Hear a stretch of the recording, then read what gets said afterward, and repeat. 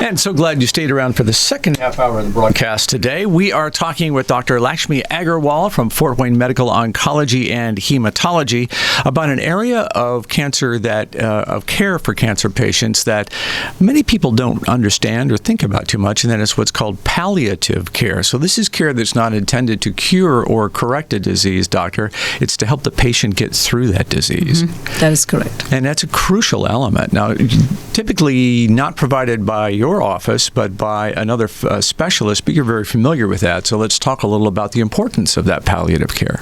So palliative care is the way I explain it to my patients, because most patients say, one more visit I have to go to, I'm not sure I want to do this.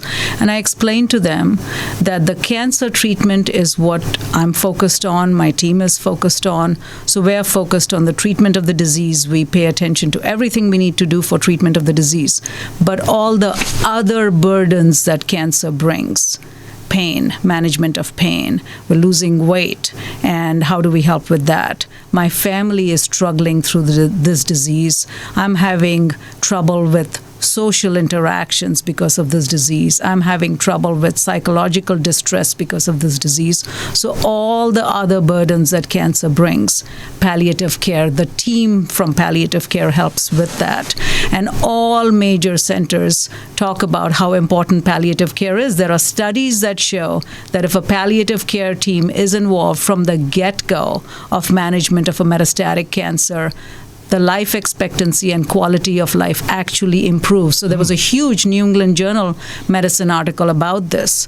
So the outcomes are improved if palliative care is involved. That is that important. How effectively can you manage pain today?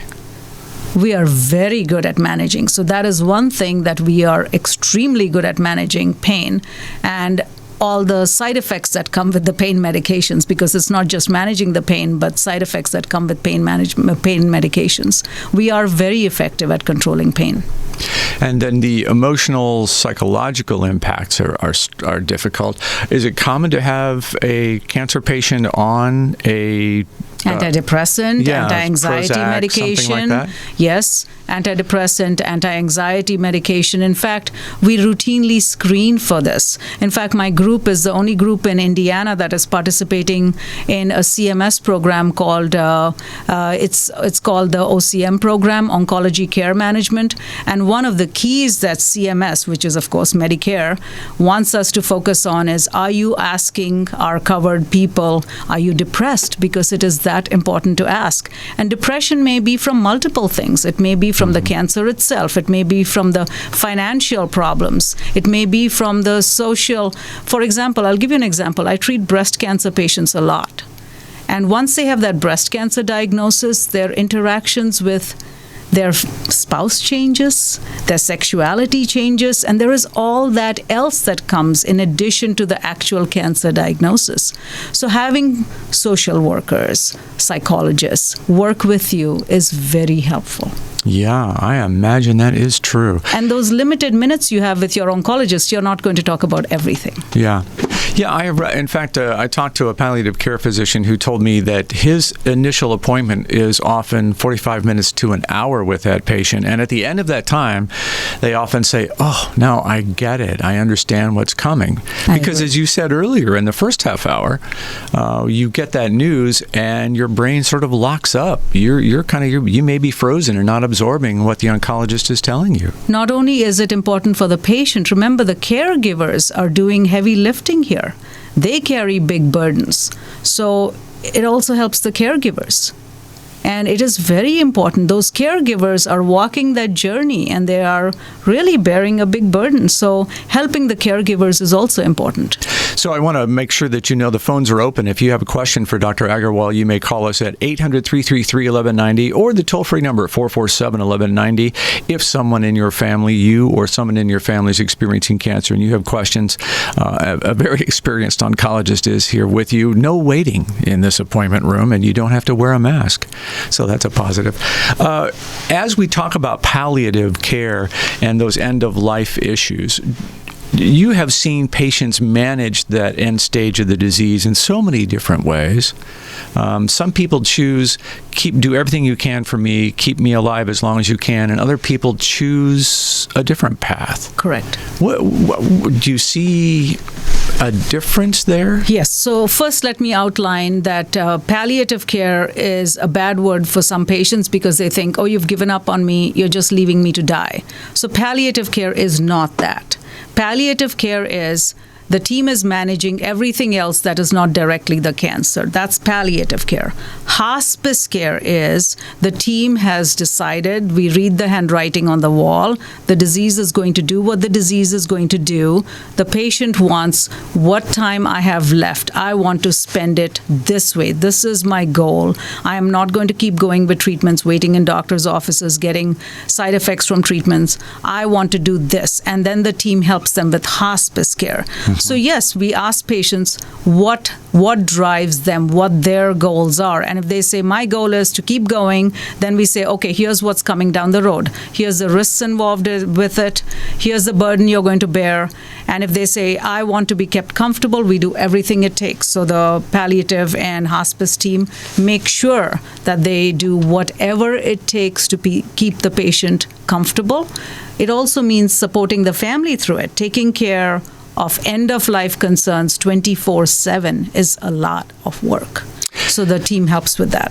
And that brings us to the point of some people view Dr. Kevorkian as a hero. Mm-hmm. Others thought him to be an evil person. Mm-hmm. Do you have any thoughts about physician-assisted death? So physician-assisted death is a very complicated issue. It is not an individual's decision. It is a society that has to talk openly about this. We don't even talk about death, let alone physician-assisted suicide. We don't even feel comfortable talking about death. Mm-hmm. So that's a long journey we'll have to travel before we come to physician-assisted suicide. Life is precious to me personally, and how you help that life at the end of life, make it comfortable, make it difficult, we can help with that journey. So oncologists like me tend to talk openly about it. So you have to acknowledge the elephant in the room, that there is an expiration date for all of us. Mm-hmm. Patients with terminal cancer know their expiration date. I don't. But we all have an expiration date. How that journey is going to be, how do you want it to be? Talking openly about it also gives permission for the patients themselves to talk about it, because they don't want to talk about it in front of their loved ones because their loved ones might think they're giving up. And the family doesn't want to talk about it because they don't want the patient to think that they're thinking they're dying.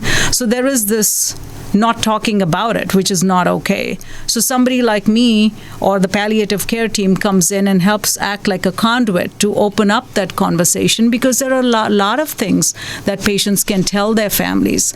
I am dying, but I loved living with you. It was a joy. I love you. These are my expectations for you. These are my dreams for you. And that conversation is very important. And sometimes that doesn't happen because we're so focused on, I'm taking this chemo, I'm taking this radiation. And then you're not talking about everything else that is important also, because all that time is filled up with this. There is no time for that. So we say to the patient, let's sit down and talk about this. What is important to you? And let's help you do that. So what have you seen as a good exit? What do you think goes into making the best of this terrible situation? So a good exit is different things for different people. I'll give you one example. So sometimes if a patient says to me, I want you to still come and see me, because though I'm on hospice care and I'm not coming to your office, I still want to see you. So I went to my patient's home, and she said, prop me up on the sofa. I want to see you. I want to take a good look at you. And then her husband came and he said to me, our daughter was not talking to us. And it was very difficult for my wife to feel that she would go without having that open conversation. Why are you mad at me? What happened? And he said, my daughter came with our granddaughter. And they were the most joyous moments of my wife's life. And that's important, to take stock of the unsaid, the undone things that you want to finish up. Because My patient's gone, but now there is peace for her husband, for the daughter. They've reconnected. So there are so many important things that we leave undone. So it's important to take stock of what is it that you want to do? What's important? Do I want to finish this? Do I want to clean this up? Do I want to help my spouse go through this? Because a lot of times people say, I feel sad for my husband, or I feel sad for my wife, I feel sad for my family. Well, tell them that. Let's talk about it, and let's talk about it openly. Tough to do. Tough to do. Welcome back. If you're just joining us, we were talking with Dr. Lakshmi Agarwal. She is an oncologist with Fort Wayne Medical Oncology and Hematology. And as so often happens on this program, Doctor, some of the most interesting conversation occurs during the commercial break. So I don't want to cheat you listeners out of that. We were just talking about managing family drama that cancer tends to surface. And you told me that can be a real challenge. It can be, and the field is such that the stress levels are very high. And when a family comes in, there's already dynamics that have happened unrelated to the cancer. So what we tend to call baggage that is also there in the room with the cancer diagnosis. And I'll give you extreme examples, because there are some families that negotiate that journey so well. You tap into it to see why did they do so well, and how can I myself do it that way for myself and my family, and how can I talk to other patients and their families on what is the best way to negotiate it. Of course, there's not one right way, but there's a general theme that works. That theme is openness, identifying ahead who makes decisions for you if you cannot make decisions for yourself. As we were just talking, sometimes it's modern day families. There are grown kids from a previous marriage.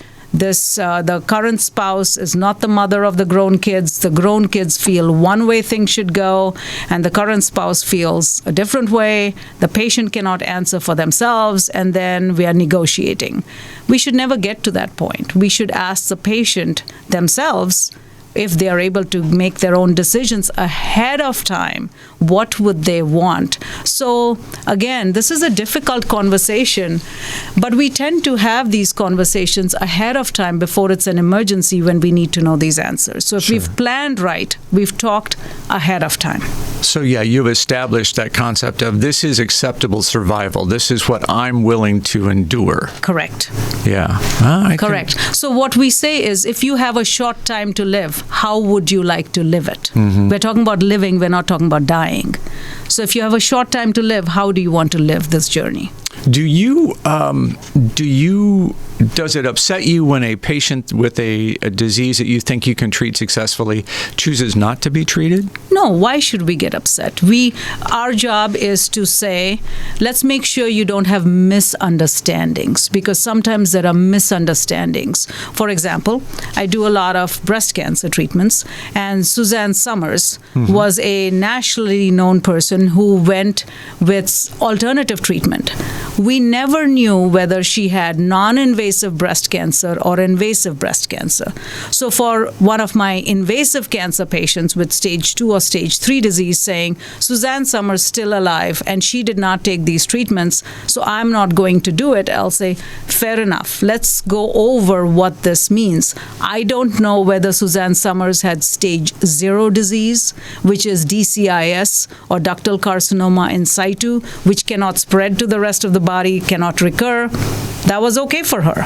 But if you have invasive cancer, let's go through what this means. So a patient is allowed to make their decisions. We are never in the driver's seat as a physician. We are in the navigator's seat, saying, this is what's coming up ahead. This is what it means. Tell me which place you're coming from and what your impression is, so we understand better what they're telling us, so we can work with them. Yeah. That has got to be a really tough conversation to have day after day after day. How has being an oncologist changed you? I don't think I'm the same person that started on this journey. I think with my patients, I have grown. I think I have learned. And the biggest thing is humility. I can never take credit for a patient doing well. So if they give me credit, I said, you're giving credit to the wrong place.